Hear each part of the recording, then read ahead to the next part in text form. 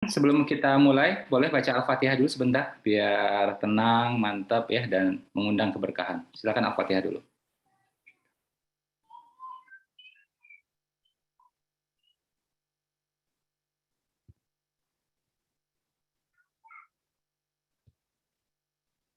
Ya, bagi teman-teman yang layarnya nyala, ya layarnya on, saya doakan ya, mudah-mudahan lancar rezekinya, bolak-balik ke tanah suci bersama keluarga, usahanya berkembang, bisa menaungi ribuan karyawan, alhamdulillah, insya Allah ya, amin.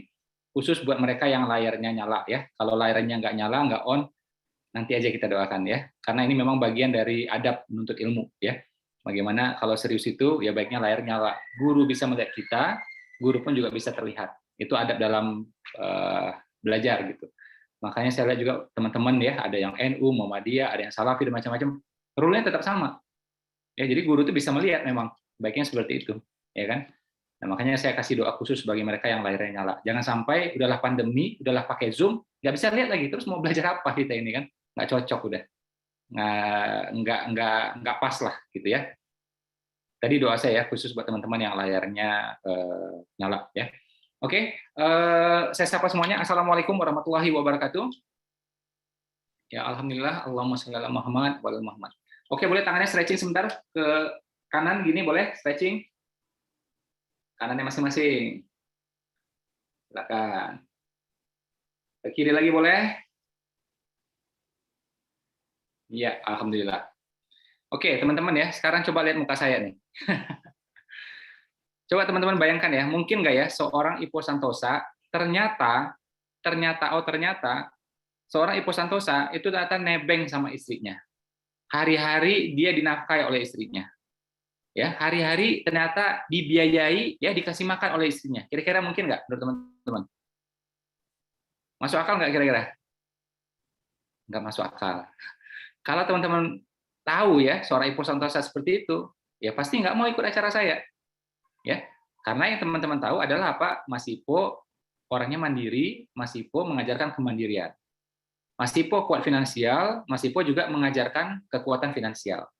Jadi tidak mungkin seorang Ipo Santosa nebeng sama istri, ya, dinafkahi sama istri nggak mungkin.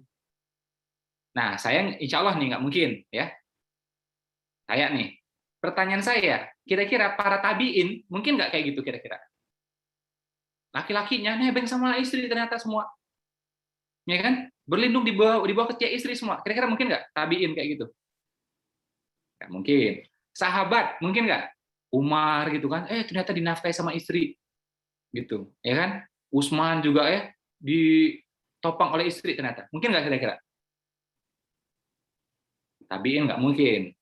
Sahabat nggak mungkin.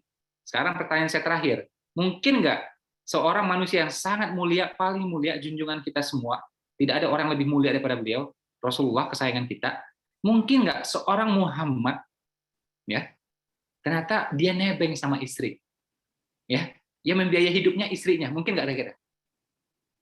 Mungkin nggak? Nggak mungkin, ya. Jadi buang di kepala kita ya sebuah konsep yang mengatakan bahwa apa? Ini terjadi di mana-mana. Jadi Nabi Muhammad ya itu dibiayai oleh Khadijah karena Khadijah saudagar besar, pengusaha besar. Keliru konsep itu. Yang benar gini teman-teman, Khadijah mendukung dakwah Rasulullah, pol-polan, habis-habisan, ya, dan memang habis beneran tuh harta. Untuk apa? Membiayai dakwahnya Rasulullah. Betul apa betul? Tapi bukan hidup seorang Muhammad ini sebagai suami, bukan. Ya, dan Nabi pun bukannya diem gitu aja, Nabi pun nafkahkan hartanya untuk apa? Untuk membiayai dakwah, betul ya? Nah, jadi seorang Nabi ini, Nabi Muhammad, Nabi kita, kesayangan kita, dia sebagai laki-laki mencukupi dirinya, dia pun juga membiayai istrinya, betul ya? Nah, Nabi juga punya harta, membackup dakwah, membiayai dakwah. Khadijah pun juga membiayai dakwah, itu yang benar. Jadi jangan di kepala kita ada konsep Khadijah kaya, dia kuat, dia nafkahi suami. Ilmu dari mana itu? Nggak mungkin Nabi menganjurkan laki-laki kuat mandiri, ternyata nabinya nggak kuat, nggak mandiri, nggak cocok. Nabi pasti membiayai semua. Ya, nah ini tanam yang benar-benar nih, karena banyak yang keliru di luar sana. Saya di masjid masih dengar tuh. Oh, geli saya. Pernah juga sekali waktu saya dengar seorang ustadz, dia ngomong ini, saya dengar langsung nih soalnya. Nasib saya sama seperti Rasulullah, kata dia. Woi, kita penasaran kan kenapa? Ya, jadi hidup saya dibiayai oleh istri. Masya Allah, orang takbir, Allahu Akbar gitu. Dianggap hebat. Ente ngaco itu, untung orangnya bapak-bapak ya. Kalau anak muda saya bilang tuh ente ngaco, karena Ustaz saya ya udah saya diam aja. Paling saya gemes tuh pengen bantah sebenarnya itu kan. Dan masyarakat dengar itu langsung takbir, dianggap hebat. Hidup ditopang sama istri, Allahu Akbar. Jadi saya fokus dakwah, istri yang biaya hidup saya. Orang tepuk tangan, bukan tepuk tangan, Allahu Akbar. Gemes yang dengarnya. Nah, itu satu hal. Jadi Nabi ya, kesayangan kita, junjungan kita ya, itu dia kuat finansial, oke? Dan dia bahkan ada satu hadis sahih yang saya temukan, Masya Allah ya. Itu hadis riwayat Bukhari atau Muslim, saya lupa. Saya ada catatan khususnya. Sampai saya sampaikan juga itu ke mitra-mitra saya, ke keluarga saya. Nabi keluar ucapan dari mulutnya gini, coba. Ya. Jadi kalau ada kalangan orang beriman, ya, ayahnya meninggal, oke? Terus zuriatnya ada, keturunannya ada, anaknya ada, dan ternyata anak itu susah, maka itu adalah tanggunganku, kata Rasulullah. Kalau ada hutang, tanggunganku, kata Rasulullah. Oke? Tapi kalau sekiranya ada harta, maka harta itu adalah hak dimiliki oleh zuriatnya. Nah, jadi kesimpulannya gini nih, ada orang meninggal, mukmin gitu ya, kalau punya harta ya udah milik ahli warisnya, wajar kan, kita tahu itu. Tapi kalau ternyata warisan juga nggak ada, yang ada malah utang, anaknya susah, berarti itu tanggunganku. Hadis sahih, Masya Allah. Ya. Nah, itu saya pernah catat tuh, ada tuh hadis kayak gituan. Tapi Mas Ipo, yang saya dengar kan gini Mas Ipo, kalau ada mukmin meninggal, ya ada hutangnya, itu Nabi malah nggak mau sholatin. Yes, itu pelajaran buat semuanya. Tapi teman-teman kalau baca hadis itu lanjutannya, teman-teman akan tahu bahwa akhirnya Nabi sholatin orang itu kok. Baca terusannya seperti apa. Jadi Nabi itu pengen kasih pelajaran buat semua. Nabi waktu itu udah mau takbir, ya ini jenazah gitu ya, meninggal gitu kan, mau sholatin gitu, dengar kabar dia masih ada hutang. Oh, kalau hutang aku nggak mau sholatin. Nabi bilang kayak gitu tuh. Nah, akhirnya muncul pelajaran berikutnya. Sahabat lain yang bilang, ya udah Nabi, utangnya aku tanggung deh, aku bayarin deh, gitu. Ya sudah, aku sholatin. Jadi hadis itu ada sambungannya. Nabi tetap sholatin. Dan untuk apa? Memberi pelajaran bagi yang lain. Kalau ada sahabat mau meninggal, udah kamu aja yang tanggung, nggak apa-apa gitu loh.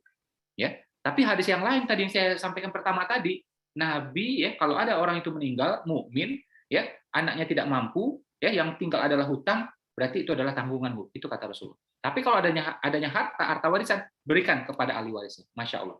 Jadi Nabi menunjukkan kekuatan finansial. Saya kumpulin itu teman-teman, ya bagaimana kekuatan harta Nabi dari ghanimah, dari hadiah dan macam-macam. Coba teman-teman lihat saya, ya. Andai kata seorang Ipo Santosa dikasih hadiah, kira-kira saya balas nggak? Apa saya biarin aja gitu? Kemungkinan besar saya balas. Betul ya? Nabi itu juga sama, sering dikasih hadiah, dibalas sama Nabi. Jadi Nabi kasih hadiah itu karena dua, karena diberi hadiah, beliau balas, atau apa? Ya memang kasih hadiah aja. Dia nggak ngasih, ya Nabi ngasih. Nah, pernah satu hadis itu yang saya baca adalah apa? Itu orang ngasih harta ke Nabi, ditaruh ke Masjid Nabawi, sampai setinggi tumpukan orang kayak orang duduk gitu loh, saking banyaknya. Tinggi itu kayak orang duduk. Nabi ya sengaja matanya itu ya memberi pelajaran buat para sahabat, jangan terpaling karena harta. Jadi Nabi nggak noleh itu harta. Sengaja Nabi lewat situ, tapi Nabi nggak lihat ke arah sana. Untuk menunjukkan apa? Ini harta nggak penting. Wah luar biasa tuh Nabi. Ya. Nah selesai sholat, baru Nabi hampir lihat tuh harta, terus Nabi apa? Dibagiin semua. Padahal tuh harta haknya Nabi, karena yang diberi adalah Nabi. Ya. Pernah lagi yang saya baca satu hadis yang lain, ini saya kumpulin yang sahih-sahih semua ya. Jadi ada lebih dari 5 onta ya yang diberikan kepada Nabi, tapi poin bukan pada ontanya. Onta-onta ini membawa perhiasan-perhiasan untuk Nabi. Ya. Jadi bukan ontanya loh, bukan yang jadi poin di sini ya, tapi onta ini membawa perhiasan. Perhiasannya buat Nabi. Gitu. Nah, ini harta yang dari hadiah gitu ya. Jadi harta Nabi itu dari mana, teman-teman? Dari perniagaan. Dari mana, teman-teman, yang pertama? Perniagaan. Yang kedua, dari pernikahan. Dari mana, teman-teman? Pernikahan. Ya. Yang ketiga dari kenabian. Karena begitu jadi nabi, ada ghanimah, ada hadiah. Ghanimah itu rampasan perang. Ya. Dan itu kata Al-Qur'an, bukan kata saya loh. Ghanimah itu 1/5 haknya Rasul. Dari ghanimahnya aja Nabi udah jadi triliuner ya, sebenarnya. Tapi mana mungkin lah seorang Rasulullah numpuk-numpuk harta kan? Jadi Nabi nggak pegang tuh harta, bagikan lagi, bagikan lagi, bagikan lagi seperti itu. Bahkan anaknya nggak dapat, menantunya nggak dapat. Makanya Fatimah nggak dikasih, Ali nggak dikasih. Orang lain malah dikasih-kasih sama beliau. Karena kalau kasih ke anak, nanti kata orang nepotisme, ya kan? Nah, pasti rawan fitnah lah. Masa anak dikasih, menantu kesayangan dikasih gitu kan? Justru Ali nggak dapat, Fatimah nggak dapat. Yang lain dikasih-kasih semua. Ya. Nah, jadi kita mesti paham nih harta Nabi dari mana? Pertama tadi dari perniagaan, kedua dari pertama itu perniagaan, kedua adalah pernikahan, ketiga karena kenabian. Ada yang hadiah, kalau kenabiannya ada 3 ya, ada hadiah, ada ghanimah, ada lagi fa'i. Nah, ghanimah itu harta rampasan perang. Kalau fa'i beda lagi teman-teman. Masuk ke sebuah kota, ya, atau pasukan musuh datang, belum berperang, musuh udah ketakutan, ngaku kalah. Harta itu semuanya fa'i namanya. Nggak pakai perang. Ya, nah itu kata Sun Tzu ya, ahli militer dari Cina mengatakan apa? Itulah tingkat perang paling tinggi. Tingkat perang paling hebat. Kenapa? Menang tanpa perang. Jadi musuh tuh udah gemeter. Pernah nggak kejadian kayak gini? Ya pernah. Itu penaklukan Mekah kan kayak gitu ceritanya. Musuh tuh udah nggak bisa angkat pedang lagi udah. Melihat sosoknya seorang Muhammad dan pasukannya udah gemetar duluan, masuk ke rumah masing-masing udah semuanya. Nah itu menang tanpa perang. Nah itu kalau Nabi mau itu sapu habis semuanya. Ya. Dan itu fa'i namanya. Oke. Nah, jadi karena kenabian ini teman-teman ada yang memang hadiah, ya, ada yang namanya ghanimah, ada yang namanya itu fa'i. Itu haknya Nabi semua.